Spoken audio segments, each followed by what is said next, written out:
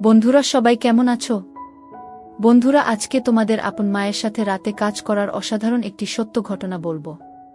গল্পটি শেষ পর্যন্ত শুনলে তোমরা বাধ্য হবে হাতের কাজ করতে। না হলে সবাই আমাকে কাজ করে দিয়ে যাবে, আমি বাধা দেব না। আমি হাসান। কলকাতা থেকে দূরে এক অজপাড়াগাঁয়ে আমি আমার বাবা আমার সাথে থাকি। আমার বাবা একজন ব্যবসায়ী ও গ্রামের চেয়ারম্যান। বয়স ৫৫। আমার বয়স ৩৩। ১৫ বছর বয়সে আমার বাবার বিয়ে হয়েছিল। আমার এখন বয়স ১৮। আমার মায়ের নাম তানিয়া বেগম, আর ৫ গ্রামের মেয়েদের মতো কিন্তু খুবই লাজুক ও বোকা।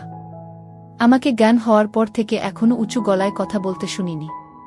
আর বাবাকে তো বাঘের মতো ভয় পায়। আমি খুবই ভালোবাসি বাবাকে। আমরা তার চেয়ে বহুগুণ ভালোবাসে আমায়। আজ পর্যন্ত কখনো কড়া গলায় আমায় কিছু বলেনি। মা একটা সময় ভাবতাম অন্যরা আমার কাছে বোকা বাস আসন পায়, কিন্তু আমি পাই না কেন, কিন্তু এখন ভালো লাগে।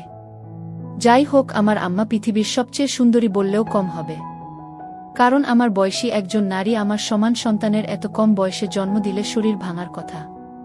কিন্তু মা সামান্য তা হয়নি। বাড়ির সব কাজ আমরা একা হাতে সামলাই। তবে ধানের বোতলে একজন কাকি এসে সাহায্য করে আমাকে। যাই হোক, আমার আম্মা বাড়িতে সালোয়ার কামিজ আর সুতির শাড়ি পরেন। আমার বাড়িতে এবং বাহিরের সব সময় নিজের পোশাক নিয়ে সংবেদনশীল। কখনো বাড়ির বাইরে যায় না। একান্ত প্রয়োজনে আব্বা নিয়ে না গেলেও বোরকা পরে যায়। আর বাড়িতে সর্বোচ্চ হলেও না বুকে গুলি কোমরে বেঁধে নেয়। আমার কাছে আমার সৌন্দর্য হঠাৎ করে প্রকাশ পায়। একদিন রাতে প্রস্রাবের চাপে ফেলে উঠে বাইরে যায়। আমাদের টয়লেট ঘর থেকে একটু দূরে। আব্বা আমার ঘরের সামনে দিয়ে যেতে হয়। তো আমি তাদের ঘরের সামনে আসতে একটা শব্দ পেলাম। শব্দটা বুঝতে পারছিলাম না, তবে আমাদের ঘর থেকে আসছে। ভালো মন্দ বিচার না করে কৌতূহলী হয়ে এগিয়ে জানালার কাছে এসে দাঁড়াতেই শব্দ কিসের বুঝতে পারি, কাঠের খাটের খচখচ শব্দ হচ্ছিল। আমার বুঝতে বাকি নেই কিসের কারণে শব্দ। কখনো আব্বা আমাকে খারাপ নজরে দেখে নিন, কিন্তু কেন জানি না সেদিন আমি সব জেন গুলিয়ে ফেলি। জানালায় হাত দিয়ে দেখি বন্ধ ভিতর থেকে। তাই হতাশ হলাম। কিন্তু হঠাৎ নজর পড়ল জানালার পাশ দিয়ে টিনের জোড়ায় কিছুটা ফাঁকা দিয়ে ভিতর থেকে আলো আসছে। আমি তাড়াতাড়ি চোখ রাখি তাতে। এরপর যা দেখলাম তা ছিল আমার রক্ত গরম করা দৃশ্য। আমি ওটা ভুলে প্রচণ্ড প্রস্রাব পাওয়ায় দৌড়ে টয়লেটে যায়। প্রস্রাব করে এসে আর একবার চোখ রাখলাম, কিন্তু এবার মনে একটা বজ্র পড়ল। আমার উপর এখন আবার শুয়ে আছে, কিন্তু আমার চোখ দিয়ে টপটপ করে পানি পড়ছে মাটিতে। এটা দেখে আমার বুকে প্রবল আঘাত পেলাম। আমার কাছে কেন আমাকে প্রথম কাঁদতে দেখে আমার অস্থির লাগছিল। ইচ্ছে করছিল বুকে জড়িয়ে জিজ্ঞেস করি কেন কাঁদছ, কিন্তু পারলাম না। এদিকে আব্বা উঠে পড়ল আমার উপর থেকে। আমরা তখন এগিয়ে আসছিল দরজার দিকে। আমি তৈরি করে দৌড়ে নিজের ঘরে গিয়ে দরজা হালকা ভিড়ে উকি দিলাম। আমার ঘর থেকে বের হয়ে বাহিরে পুকুরের দিকে যাচ্ছে। আমার খুব ইচ্ছে করছিল আমার গোসল করা দেখা, কিন্তু সাহস করে উঠতে পারিনি। আম্মা ভেজা শরীরে আবার ঘরে ঢুকল। আমি সে রাতে হাত দিয়ে নিজেকে শান্ত রাখলাম। এতদিন মায়া মমতা মোদি আমার প্রতি যে শ্রদ্ধা ভক্তি ছিল তার সব এখন অন্য জোয়ারে ভাসতে লাগল। রাতে আমাকে নিয়ে স্বপ্নদোষ হল। পরদিন সকালে ঘুম থেকে উঠে দেখি আম্মা উঠোনে ধান শুকোচ্ছে। কাজের কাকিও এসেছে। ধর্নার সময় শাড়ি তুলে হাঁটু পর্যন্ত তুলে পা দিয়ে হাঁটাচলা করে ধান শুকান আমার দিকে তাকাতেই বুকে ধুকপুকানি বেড়ে গেল। আমার গায়ে একটা সালোয়ার কামিজ। আমি এগিয়ে গিয়ে আমাকে জড়িয়ে ধরলাম। পিছন থেকেও বললাম, আমার খিদা লাগছে। আমরা ভূত দেখার মতো ছিটকে আমার থেকে দূরে সরে যায় চিৎকার দিয়ে। পরে আমায় দেখে বুকে হাত দিয়ে স্বস্তির নিঃশ্বাস নিল। আমি ধ্বজভঙ্গ হয়ে দাঁড়িয়ে আছি। কি বলব কিছুই বুঝতে পারছি না। আসলে কখনো আমাকে এভাবে জড়িয়ে ধরে নিবর হবার পর তাই ভয় পেয়ে গেছে। ওদিকে কাকে হা করে তাকিয়ে আছে বিষয়টা বোঝার জন্য। আমরা তখন আমার জীবনের অন্যতম অবাক করা কাণ্ড ঘটাল। জোর গলায় রাগের সুরে বলল, এমনই ধরো কিসের জন্য, এত বড় হয়েও তোমার জ্ঞান বুদ্ধি হয় নাই। আমার চোখে মুখে রাগ আর পানির ঝলকানি। আমি ভয় পেয়ে গেলাম আমার এই রূপ দেখে। আমায় তার প্রতি মনোভাব পুরো পাল্টে দিল। আমি প্রচণ্ড কষ্ট নিয়ে মুখ চোখে পানি নিয়ে মাথা নিচু করে ঘরে চলে গেলাম। তখন বাহিরে শুনতে পেলাম কাকি বলছে, কি রে বুঝি তোর কি হয়েছে? জীবনে যে পোলারে একটু গলা উঁচু করা কত কোষ নাই, আইস কি কইরা এমনই বলি? আমার কোনো প্রত্যুত্তর পেলাম না। মন খারাপ করে সে যে ঘরে ঢুকেছি আর বের হইনি। ঘুমিয়ে পড়েছি। দুপুরে হঠাৎই একটা শব্দে ঘুম ভাঙল। ঘুম ভাঙতেই চমকে শোয়া থেকে উঠে বসে পড়ি। আম্মা আমার পাশে বসে অকাতরে কেঁদে চলেছে ফুপিয়ে ফুপিয়ে। আমি, কি হয়েছে আম্মা? কান্দেন কেন? কি হয়েছে কণা মারে? আমায় বুকে জড়িয়ে ধরে কাঁদতে লাগল, বলে উঠল, আমাকে মাফ করে দাও বাবু। আমি, আইস আমার বাবুর আরে বোকা দিচ্ছি। তুমি মন খারাপ করো না সোনা, রাগ করো না। আমি সকালে আমার সাথে এই আমাকে মেলাতে পারছি না। আমরা পরনের সকালে পোশাকি, তবে ঘাম ঝরানো শরীরে এখনো ধান লেগে আছে। আমার বুকে আমার মাথা, ঘামের গন্ধ খারাপ হয়, কিন্তু মায়ের গায়ে নাকি এক তৃপ্তি স্নেহের ঘ্রাণ থাকে। আমিও তাই পেলাম। আমার কান্না থামাতে আমি আমার হাত ধরে বললাম, আপনি আমার আম্মা, আপনার উপর আমি রাগ কেন? আপনি বলবেন না তো কে বলব? আমার ভুল করেছি তাই বকছেন? আমরা বলল, আমার মনটা খারাপ ছিল ময়না, তাই মাথায় কাম করতা ছিল না। বেলা তোমায় বলছি, আমারে মাফ কইরা দিয়ে পড়ান।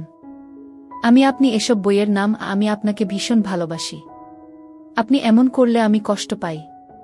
আপনার উপর আমার কোনো রাগ নেই। কান দেন না দয়া করে। আমার কান্না থামাতে কিছুটা। তখন বললাম, আমার খিদা লাগছে আমার। আম্মা, হতো না? এই তো আসো আমার লাগে। আমার পোলারা সকাল থেকে কিছু খায় না, কি মুখ পুরি আমি। আমি আমার মুখ চেপে থামিয়ে বললাম, এসব করবেন না আম্মা, আমার কষ্ট হয়। বলে, আমি কি এক সাহসিকতায় জানি না। আমার ছোট্ট একটা হামি দিয়ে বসলাম। সেকেন্ডের জন্য আমিও স্তব্ধ হয়ে গেলাম, কিন্তু আমার খানিক কোনো বিরূপ প্রতিক্রিয়া ছিল না। উল্টো আমায় অবাক করে আমার গালেও দিয়ে আমার সোনা বলে বুকে জড়িয়ে ধরল। আমি আকাশপাতাল এক হওয়ার মতো অবস্থা হয়ে গেলাম। আসলে কখনো এমন কিছু ঘটেনি এর আগে। সাধারণ তোমার সন্তানের এ ধরনের আচরণ স্বাভাবিক, কিন্তু আমাদের বিষয়টা ভিন্ন। এত বড় হয়েছি, কখনো এমন করিনি কেউ হঠাৎ করা একটু অস্বাভাবিক। কিন্তু আমার কান দিয়েও আমি অবাক। আমার হাত ধরেই বিছানা থেকে নেমে নিয়ে বাইরে উঠোনে এক পাশে গাছের নিচে বসিয়ে দিল। আমি গুলি করে বসলাম। আমরা তখন ভিতরে গিয়ে প্লেটে করে খাবার আনন। আমায় খাইয়ে দিল নিজ হাতে, মাঝে হঠাৎ আবার কে দিল। আমার দিকে চেয়ে আমার গালে হাত রেখে, আমি, আবার কাঁদছেন? আপনি সব ভুলে যান।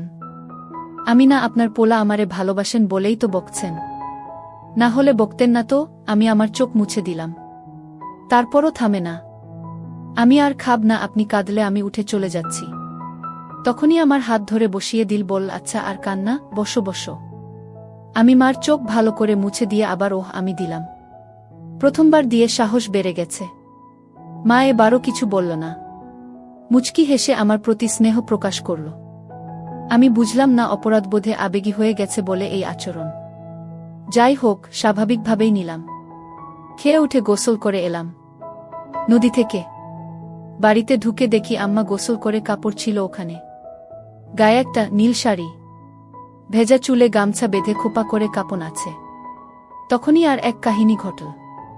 আমার চোখ আটকে গেল মায়ের পেতে। জীবনে মার দিকে এভাবে তাকায়নি বলেই হয়তো এত সুন্দর আমার নজর এড়িয়ে গেছে এতদিন। আমি তাকিয়ে আছি এক ধানে পেটের দিকে। মা তখন আমায় দেখে ফেলে ও তাড়াহুড়া করে পেট ঢেকে ফেলে। আমার খুব লজ্জা পেয়ে বিষয়টাতে বিব্রত হলাম, মায়ের কাছে ধরা পড়ে। কিন্তু মা কিছু বলল না। কয়েকদিন চলে গেল। হঠাৎ আরেক দিন রাতে উঠেই টয়লেটে যায়। তখন আবার আমার কণ্ঠ ঘাটের কোচ শব্দ পেয়ে থমকে যায়। কেন জানি না, ভুলে গেছিলাম এই বিষয়টা। এই দুর্দিনের কথা ভেবে নিজেকে একবার গালি দিলেন কেন দেখলাম না।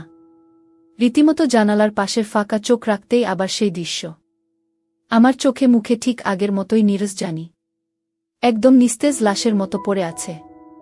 আর আব্বা আপনার মনে কাজ করে চলেছে। আমি আর সামলাতে পারলাম না। ওখানে হাত দিয়ে শান্তি করে নিলাম। কাজ শেষে আব্বা আগের মতোই উঠে দাঁড়িয়ে যায়।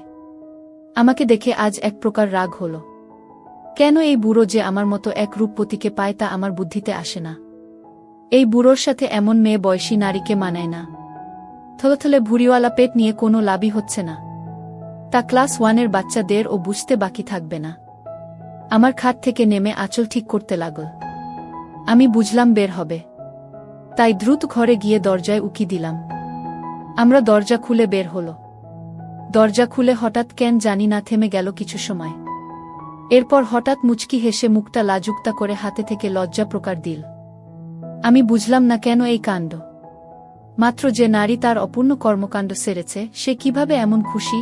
যাই হোক, শাকপাচ ভাবতে ভাবতে আমার আসার অপেক্ষা করছি। দেখি আম্মা বাথরুম থেকে ঘরের দিকে আসছে। এমন সময় আমার চোখ উল্টে যাবার জোগাড় হলো আমাকে এই অবস্থায় দেখেন। আমি কখনো কল্পনাও করিনি আমার এরূপ দর্শনের সৌভাগ্য আমার হবে। উঠোনের বাতি জ্বলছে, সেই আলোয় আমার গায়ে পানির বিন্দু চকচক করছে হীরের মতো।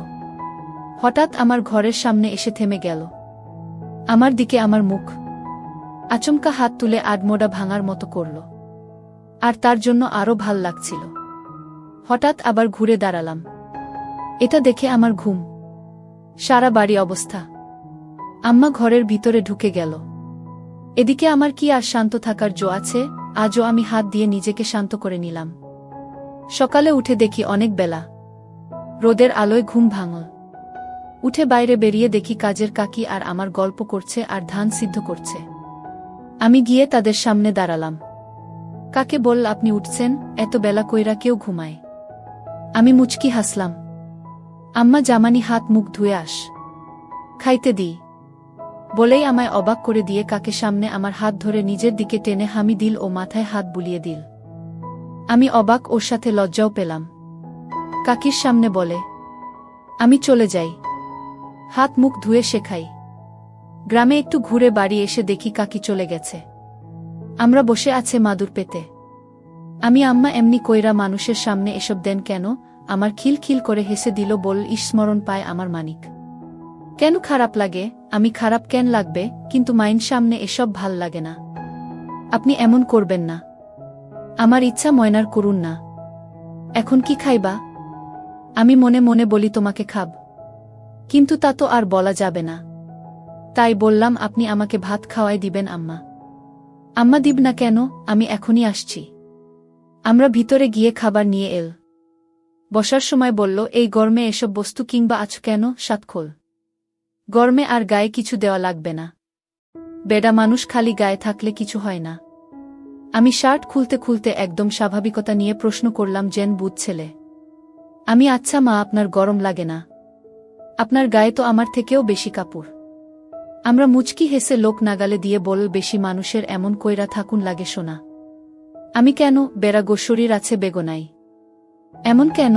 আমার প্রশ্ন শুনে মুখের ভাব ভিন্ন রহস্যময় করল, কিন্তু উত্তর দিয়ে বলল, কিছু কারণ আছে। সোনা বেরি আরবের আগত এক না।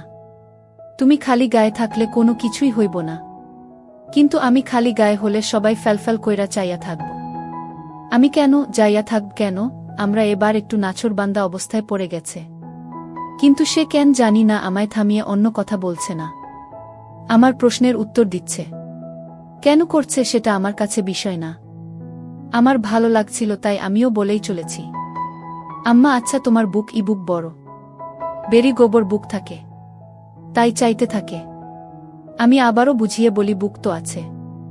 বেরি মাইন্সের বুক থাকে বাচ্চাকে দুধ খাওয়াতে। এই থেকে রাখুন লাগবে কেন? আমার কথায় এক সেকেন্ড চুপ করে বল, দুধ খাওয়ানোর জায়গা। কিন্তু এটা হল সুন্দর একটা জিনিস যা বেড়ানো দেখার লাগে না। আমি তো দেখছি কত। আমি তো আপনার দুধ খাইয়ে বড় হয়েছি।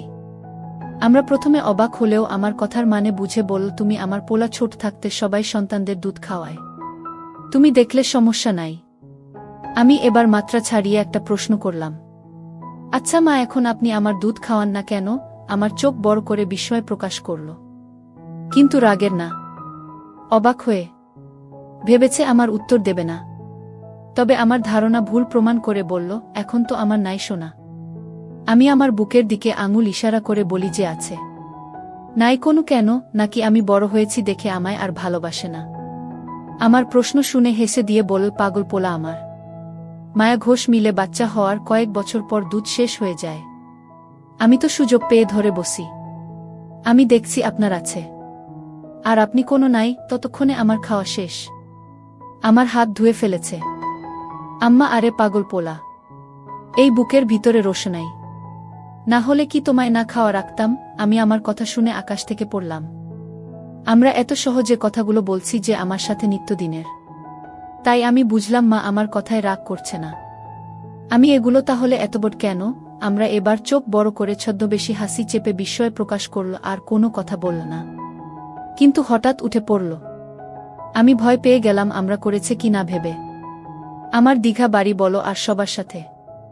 আমি ভয়ে ভয়ে উঠে দাঁড়ালাম। আমায় হাত ধরে তার ঘরে নিয়ে গিয়ে দরজায় খিল দিয়ে চোখের পলকে আঁচল ফেলে দিল। এই অবস্থা দেখে আমায় আসমান জমিন সব এক হয়ে গেল।